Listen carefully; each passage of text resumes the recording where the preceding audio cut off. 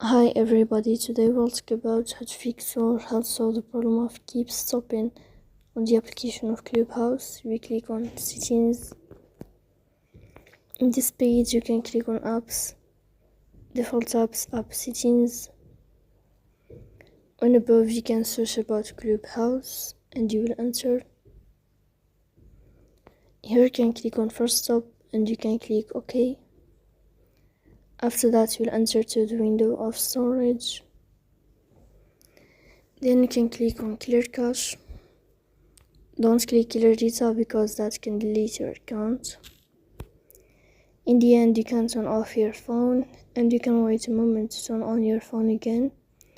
So please don't forget to support us by like and subscribe. See you next time in another video and thank you for your attention and your watching.